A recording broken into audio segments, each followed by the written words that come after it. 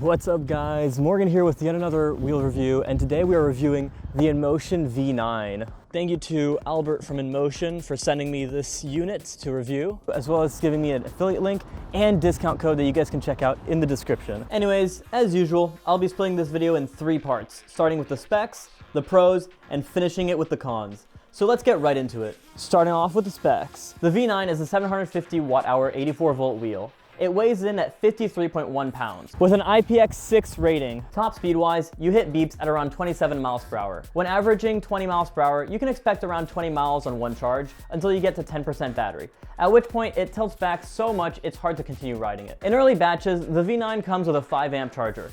Later, they will switch it to only being sold with 2 amp chargers. It is equipped with 60 millimeters of air suspension travel. Now onto the pros. The main selling point of the V9 is its UL battery certification. It is the first electric unicycle to have that certification, which can be very helpful because depending on where you live, it might be required that your PV be UL certified for you to be able to legally have it in your home. This also means, in the US, that if you have a fire and it is found that the EUC was its cause, renter's insurance still has to cover the damages. If the same thing happens with a non-UL certified EUC, then your renter's insurance could deny covering the damages. Another major selling point is its Ride Connect feature, which allows you to connect to your wheel, see how charged it is, remotely lock it, and track its GPS location, even when the wheel is turned off. Really useful feature when you're using this wheel in a city and in case it gets stolen. Keep in mind, Ride Connect will only work if your wheel is charged above 20% to prevent the battery from draining too far. I really enjoy the fact that the V9 has USB-A and USB-C ports. It is something you need more of because it means you don't need to carry a portable battery with you to charge your stuff. I really enjoy the headlight. It isn't the brightest by any means, but it's bright enough for the low speeds you will be averaging on this wheel. And the fact that it's a cutoff headlight means you need to worry a lot less about blinding people while you ride in the city. On the topic of lights, albeit the lighting design, in my opinion, not being the prettiest, the 360 lights and tail lights definitely help you stay visible at night. The speaker that comes built in is surprisingly loud and decent quality compared to the Extreme Bowl or Pagode ones.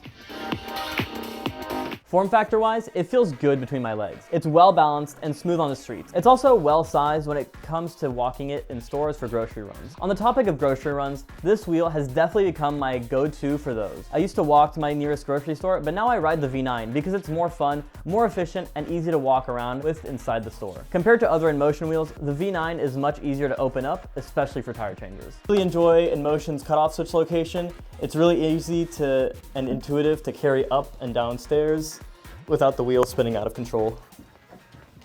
Moving on to the cons. The main thing I think Inmotion could have worked more on with the V9 is its suspension. It feels very high rebound like the V11, and although you can adjust the compression and rebound, it doesn't do a whole lot. Pumping the suspension is also a lot more tedious than, for example, Pagode wheels. To pump it up, you need to go to the bottom, unscrew a cap, add an extender to your high pressure pump, which thankfully comes in the box, fill up the suspension, and do the whole thing in reverse again. For the compression, it's up here at the top, but not only is the cap really hard to pull out, but it's also incredibly easy to get stuck inside the shell like I did on this side. Another issue I have with the V9 is the fact that it's a plastic frame and shell. These tend to wear and crack over time, especially if you have to do maintenance on it. I would have preferred a metal frame with the plastic shell around it like with the Pagode C8. The trolley handle, whilst being easy to use and sturdy, does not have the most ergonomic holding point. It's definitely better than those new Pagode trolley handles like on the Blitz Pro, but could definitely be improved on design-wise. Its range of 20 miles and torque feels rather low compared to other wheels in its price range,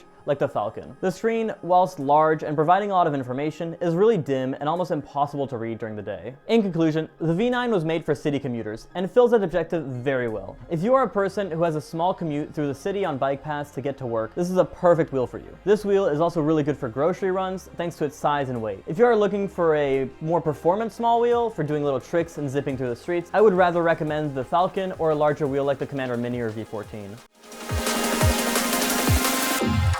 Just break my